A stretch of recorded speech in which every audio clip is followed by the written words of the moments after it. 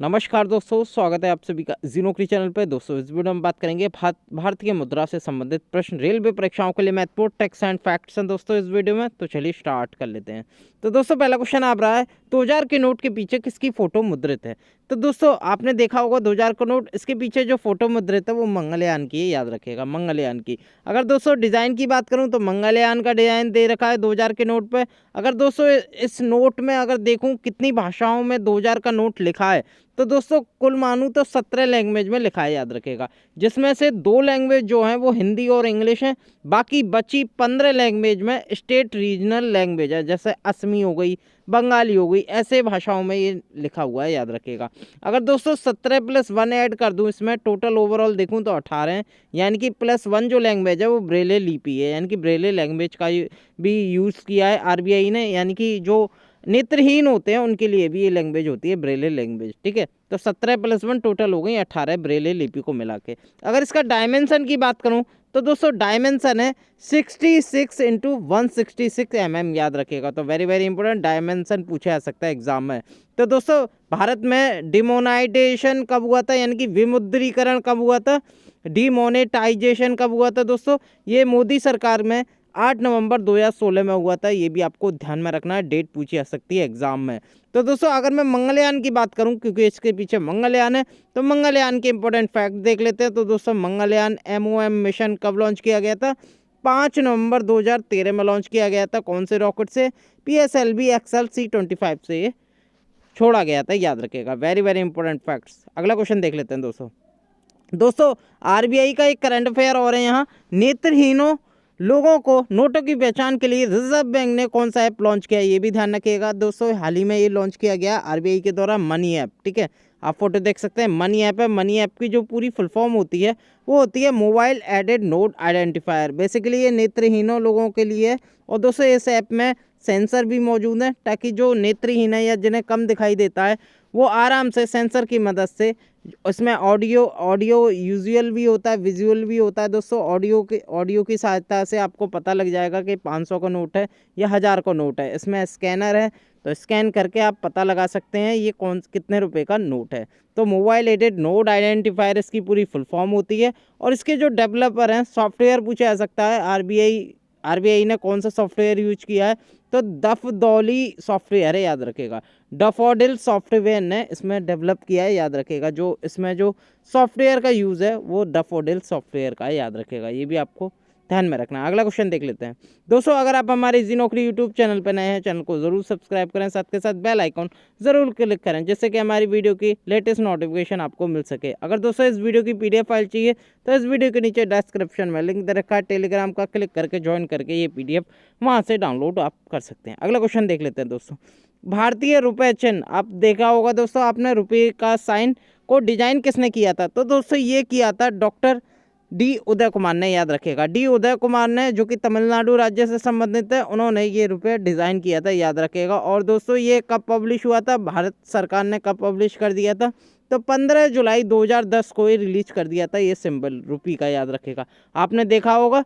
तो दोस्तों उदय कुमार ने ये डिज़ाइन किया था, ये भी आपको याद रखना है। अगला क्वेश्चन देख लेते हैं।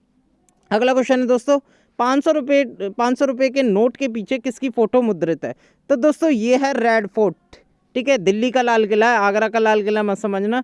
आगरा के लाल किले को हम आगरा फोर्ट कहते हैं, और खाली लाल किले को हम कहते हैं दोस्तों रेड फोर्ट, जो कि दिल्ली का है। ये भी आपको ध्यान में रखना है। तो रेड फोर्ट पीछे का डिजाइन दिया गया है 500 रुपये के नोट पे। अगर दोस्तों लैंग्वेज में बता ही चुका हूँ, 17 + 1। और इसका जो डायमेंशन है दोस्तों वो 66 × 150 है, यानी कि 66 जो है वो हाइट है, और 150 इसकी लेंथ है। ये भी आपको ध्यान में रखना है। और विमुद्रीकरण में बता चुका हूँ, 8 नवंबर 2016 को हुई थी। अब देख लेते हैं रेड फोर्ट के बारे में। तो दोस्तों रेड फोर्ट की जो डिज़ाइन करी थी वो करी थी उस्ताद अहमद लाहौरी ने, जिन्होंने रेड फोर्ट की भी की थी और ताजमहल की भी की थी। ये भी आपको ध्यान में रखना है। और दोस्तों यूनेस्को की वर्ल्ड हेरिटेज साइट में भी दर्ज है रेड फोर्ट, जो कि 2007 में इंस्क्रिप्शन हुआ था, वर्ल्ड हेरिटेज साइट में दर्ज हुआ था लाल किला। ये भी आपको ध्यान में रखना है। और दोस्तों दिल्ली का लाल किला किसने बनवाया, ये शाहजहां ने बनवाया। ये भी आपको ध्यान में रखना है। अगला क्वेश्चन देख लेते हैं दोस्तों। 200 रुपये के नोट के पीछे किसकी फोटो मुद्रित है, तो दोस्तों वेरी वेरी इंपॉर्टेंट, ये सांची स्तूपा, याद रखिएगा सांची स्तूपा की दर्जा। और दोस्तों मैं बता चुका हूँ लैंग्वेज और डायमेंशन। इसका जो डायमेंशन है दोस्तों वो 66 हाइट है, हाइट है, और 146 इसकी लेंथ है, ये आपको ध्यान में रखना है। और दोस्तों विमुद्रीकरण बता चुका हूँ मैं आपको, सांची स्तूपा जो कि अशोक ने बनवाया था दोस्तों, अशोक से संबंधित है सांची स्तूपा। और दोस्तों अगर मैं बात करूँ, ये मध्य प्रदेश के रायसेन डिस्ट्रिक्ट में पड़ता है। रेलवे की परीक्षा में ये भी पूछा गया है ये कौन से जिले में आता है मध्य प्रदेश के, तो दोस्तों रायसेन डिस्ट्रिक्ट में आता है एमपी के, ये भी आपको ध्यान में रखना है। वर्ल्ड हेरिटेज साइट में दर्ज है दोस्तों, ये 1989 इंस्क्रिप्शन ईयर है, यानी कि 1989 में जो सांची स्तूपा है वो दर्ज किया गया था यूनेस्को की वर्ल्ड हेरिटेज साइट में, ये भी आपको ध्यान में रखना है। तो दोस्तों मध्य प्रदेश में पड़ता है। मध्य प्रदेश के सीएम कौन है? शिवराज सिंह चौहान है। यहाँ के गवर्नर है Anandiben Patel. Very very important facts याद रखिएगा। अगला क्वेश्चन देख लेते हैं। 100 रुपये के नोट के पीछे दोस्तों किसकी फोटो मुद्रित है? तो दोस्तों वो है रानी की वाव, याद रखिएगा रानी की वाव। तो दोस्तों इसमें रानी की वाव से क्या मतलब है? वाव होता है दोस्तों कुआं, ठीक है, कुआं कहते हैं। वाव को हम इंग्लिश में कहते हैं स्टेप वेल, ठीक है, क्या कहते हैं? स्टेप वेल, जिसका मतलब है रानी का कुआं या रानी की वाव, बेसिकली इसका नाम है। वाव का मतलब होता है कुआं, वेल।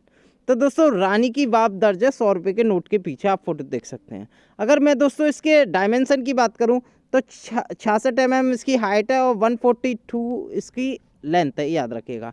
अगर दोस्तों मैं बात करूं रानी की वाव कहाँ स्थित है, तो दोस्तों गुजरात के पाटन में स्थित है, ये भी आपको ध्यान में रखना है। किसने बनवाया था रानी की वाव? तो दोस्तों रानी उदयमंतिनी ने बनवाया था, ये भी आपको ध्यान में रखना है।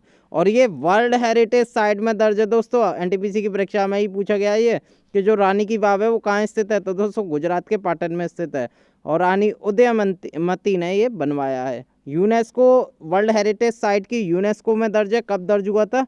वर्ष 2014 में दर्ज किया गया था, ये भी आपको ध्यान में रखना है। गवर्नर कौन है गुजरात के? आचार्य देवव्रत हैं। चीफ मिनिस्टर है यहाँ के विजय रूपानी, और राजधानी है यहाँ की गांधीनगर। अगला क्वेश्चन देख लेते हैं दोस्तों। 50 रुपये के नोट के पीछे किसकी फोटो मुद्रित है? तो दोस्तों ये जो मुद्रित है वो दोस्तों हम्पी के रथ, या इंग्लिश में कहते हैं हम्पी विथ चैरियट, आप देख सकते हैं दोस्तों। और ये मैं बता ही चुका हूँ दोस्तों। इसका डायमेंशन देख लेते हैं। 66, इसकी जो हाइट है 66 है, और जो लेंथ है वो 135 है, याद रखिएगा। अगर मैं बात करूँ दोस्तों हम्पी विथ चैरियट की, तो इसे ये कहाँ स्थित है? ये कर्नाटक के विजयनगर डिस्ट्रिक्ट में स्थित है।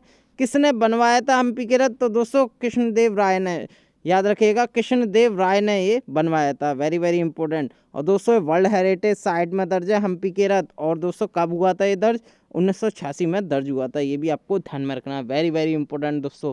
अगर मैं बात करूं दोस्तों कर्नाटका के गवर्नर की वजुभाई वाला है, और यहाँ के चीफ मिनिस्टर हैं BS येदियुरप्पा, ये भी आपको ध्यान में रखना है। अगला क्वेश्चन देख लेते हैं।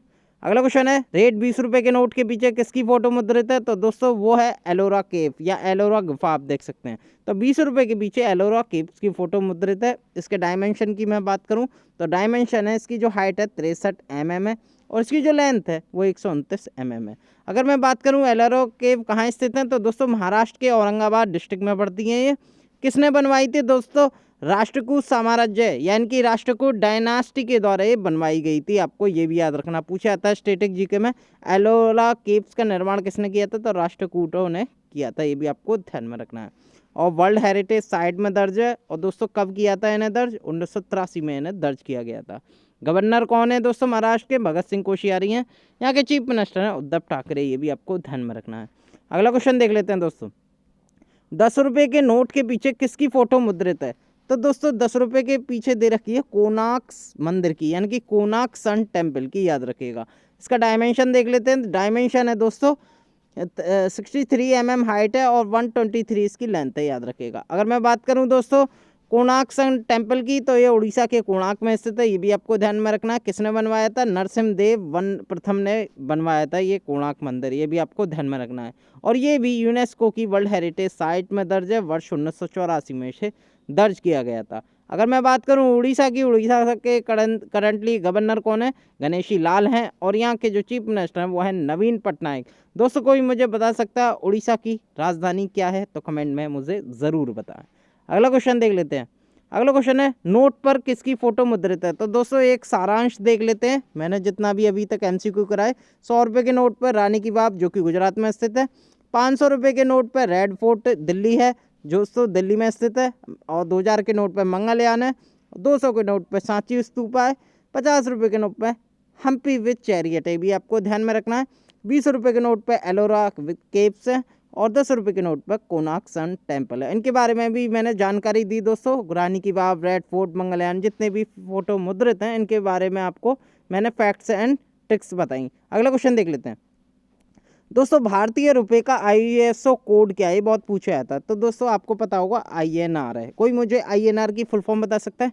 कमेंट में ज़रूर बताएं। और दोस्तों ISO की मैं बात करूं तो इंटरनेशनल ऑर्गेनाइजेशन फॉर स्टैंडर्डाइजेशन, इसकी पूरी फुल फॉर्म होती है ISO की, याद रखिएगा। और ISO का जो फॉर्मेशन है 23 फरवरी 1947 में हुआ। करंटली इसका हेडक्वार्टर है स्विट्जरलैंड में जिनेवा में स्थित है। करंटली इसके प्रेसिडेंट है एडी जोरोगे, याद रखिएगा, एडी जोरोगे इसके करंटली प्रेसिडेंट है। और भारत का ISO को कोड क्या है? INR।